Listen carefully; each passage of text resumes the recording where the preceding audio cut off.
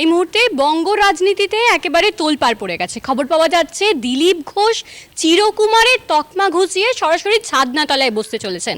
এই মুহূর্তে তার নিউ টাউনের বাড়ি নেতা নেত্রীদের ভিড়ে একেবারে উপচে পড়েছে। রাজনৈতিক মহলে জল্পনা একেবারে তুঙ্গে। গুঞ্জন ছড়িয়েছে আজ অর্থাৎ শুক্রবার গুড ফ্রাইডের দিনে বিজেপি নেতা দিলীপ ঘোষ রেজিস্ট্রি ম্যারেজ ছাড়ছেন। পাত্রী 51 বছর বয়সী রিঙ্কু মজুমদার, যিনি একজন বিজেপি মহিলা মোর্চা নেত্রী। শোনা যাচ্ছে 2021 সালে প্রাতঃভ্রমণে বেরিয়ে দুজনের আলাপ হয় এবং সেই আলাপ 4 বছর পরে পরিণতি পাচ্ছে আজ বিয়ের মাধ্যমে। এই বিশেষ দিনে দিলীপ ঘোষের নিউ টাউনের আইডিয়াল ভিলাস নামক বাড়িতে বিজেপি নেতা নেত্রীদের একটি দল উপস্থিত হয়েছেন। দেখা যাচ্ছে রাজ্যের বিজেপি সভাপতি সুকান্ত মজুমদার, বিজেপি নেত্রী লকেট চট্টোপাধ্যায় এবং বিজেপি নেতা শ্রমিক ভট্টাচার্যের গাড়ি ঢুকছে দলনেতার বাড়িতে। সেই ছবি সোশ্যাল মিডিয়ায় ছড়িয়ে পড়তে রাজনৈতিক মহলে জল্পনা শুরু হয়েছে। অনেকের মতে এই উপস্থিতি দিলীপ ঘোষকে অভিনন্দন জানানোর জন্যই। তবে কি এই ঘটনার রাজ্য রাজনীতিতে নতুন মোড় নিয়ে আসতে চলেছে, উঠছে প্রশ্ন। দেখুন, আমরা আমার পক্ষে মনে হচ্ছে না, বিশেষ করে যেখানে আমরা কলকাতায় থাকি। এর আগে আপনারা বহু রাজনৈতিক ব্যক্তিত্বের বিয়ে দেখেছেন, যদি বলেন প্রিয়রঞ্জন দাসমুন্সির বিয়ে দেখেছেন, আপনারা ইন্দ্রজিৎ গুপ্তর বিয়ে দেখেছেন, তিনি আবার ধর্ম পরিবর্তন করে বিয়ে করে দিতেন। তো বিয়ের মধ্যে অস্বাভাবিক কিছু নেই। রাজনীতিতে যারা থাকে, সামাজিক জীবনে যারা থাকে, তাদের সমাজের কাজ, রাজনীতির কাজ করতে করতে অনেক দেরি হয়ে যায়। যেমন প্রিয়রঞ্জন দার হয়েছিল, অনেক পরে উনি বিয়ে করতে পেরেছিলেন। অনেক রাজনৈতিক ব্যক্তিত্ব আছে যাদের এরকম হয়েছে। তো স্বাভাবিকভাবে আমরা মাননীয় দিলীপ দার এবং তার আগামী নববধূ যিনি আসছেন, তাদের আগামী জীবন অত্যন্ত শুভ হোক, ভালো হোক। সবারই জীবনে এটা ব্যক্তিগত ব্যাপার, এটা ব্যক্তিগত পরিসর। আমার সেই জন্য মনে হয় ব্যক্তিগত পরিসরে কারো বেশি না ঢোকাই ভালো। আমরা পার্টির তরফ থেকে শুভেচ্ছা জানিয়েছি এবং তাদের আগামী জীবন সুন্দর হোক, সুখী হোক, এটা আমাদের কামনা। বিয়েটা একদমই ঘরোয়াভাবে হচ্ছে, উনি যেটা আমাদেরকে জানিয়েছেন। আজকে সন্ধ্যাবেলায় সম্ভবত বিয়ে। আমরা শুভকামনা দিতে গেছিলাম, শুভকামনা হয়ে গেছে। বিয়েতে আমাদের থাকা সম্ভব না। আমি নিজে বালুঘাট চলে যাচ্ছি আজকে, দুটো দিন বৈঠকের পর আমার নিজের এলাকায় যাওয়ার বিষয় আছে। তো যারা থাকবে তারা এক দুজন খুবই ক্লোজ যারা, তারাই আসবে। কিন্তু সংঘের প্রচারক দিলীপ দা সেই জায়গায় না, এখানে আপনাদের ভুল হচ্ছে। সংঘের প্রচারককে যখন রাজনীতিতে পাঠানো হয়, অর্থাৎ নেতা বল করে পাঠানো হয়, সঙ্গে দু টাইপের প্রচারক আসে। একদল নেতা হয়ে আসে, একদল সংগঠন মন্ত্রী হয়ে আসে। সংগঠন মন্ত্রী হয়ে যারা আসেন তারা প্রচারক থাকেন, কিন্তু নেতা হিসেবে যাদেরকে পাঠানো হয়, অর্থাৎ সভাপতি, জেনারেল সেক্রেটারি, এই সমস্ত পদে যারা থাকে, জেনারেল সেক্রেটারি অর্গানাইজেশন, তারা কিন্তু প্রচারক থাকে না। প্রচারক থেকে তাদেরকে নিবৃত্তি দেওয়া হয়। উদাহরণস্বরূপ অটল বিহারী বাজপেয়ী এবং লালকৃষ্ণ আডবাণীর উদাহরণটা আমি বিশেষ করে রাখবো, কারণ উনি বিবাহিত ছিলেন। সেই লালকৃষ্ণ আডবাণী প্রথম জীবনে সংঘের প্রচারক ছিলেন, আরএসএসের প্রচারক ছিলেন।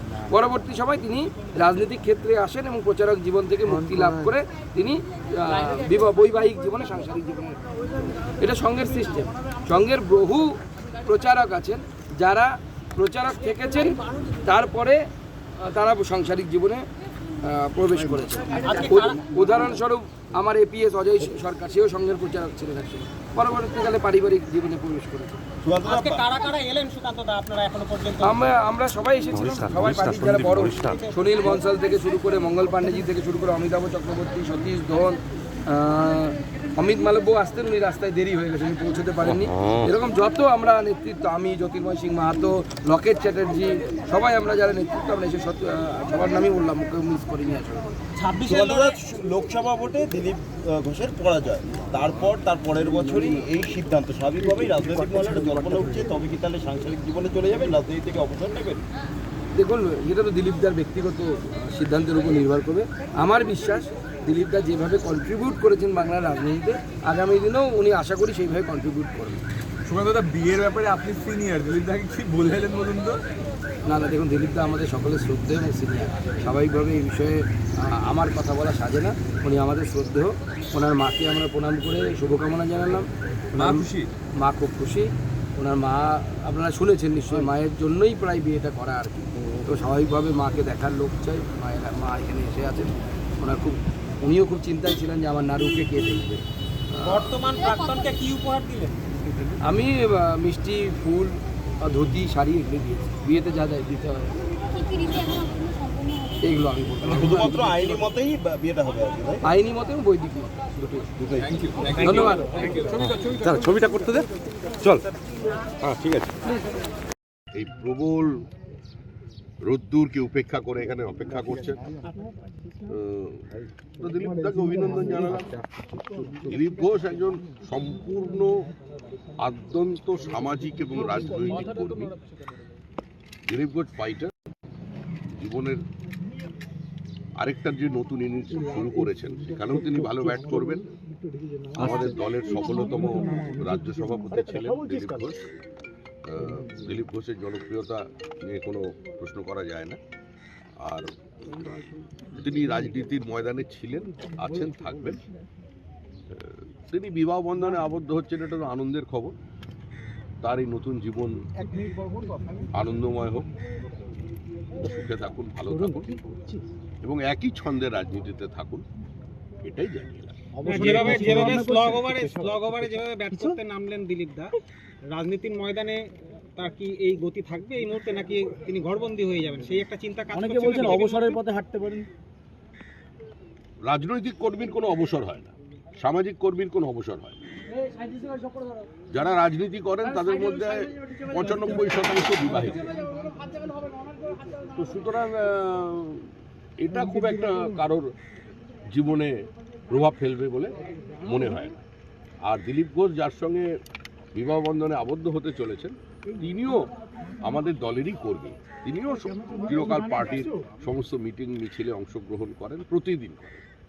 তো সুতরাং দুজন রাজনৈতিক কর্মী একটা বিবাহ বন্ধনে আবদ্ধ হচ্ছেন, এটা একটা আনন্দের খবর। এটা নিয়ে কোনো রাজনৈতিক বিতর্কের প্রয়োজন নেই। দিলীপ দা ছিলেন, আছেন এবং নিজের ছন্দেই ভবিষ্যতে আজকে তো রেজিস্ট্রি হবে সামাজিকভাবে, যেভাবে আমরা বিয়ে দেখে থাকি বাঙালি, সেইরকম ভাবে কিছু কথা হচ্ছে? বৈদিক মতে বিয়ে না সম্পূর্ণ বৈদিক মতেই বিয়ে হচ্ছে, শাস্ত্র মেনে। দিলীপদার মা উপস্থিত আছেন। আন্নিমুখ যেটা করা হয় পূর্বপুরুষের উদ্দেশ্যে জল, আমি সেই অনুষ্ঠান দেখে এলাম। করছেন সব মেনেই। বিয়ে কটার সময় একদম লগ্ন? এটা আমার যদি লগ্নে হবে, এত অপেক্ষা করার কবিতা দলের মধ্যে অবিবাহিত আপনি রয়েছেন।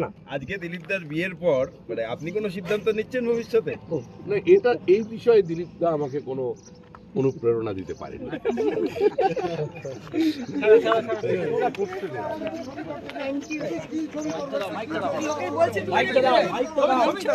বলে দিচ্ছি কি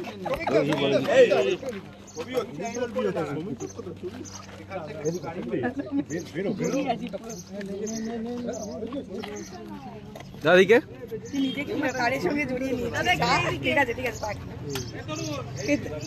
বর কর্তা নাকি এদিকে ওদিকে থ্যাংক ইউ না থ্যাংক ইউ থ্যাংক ইউ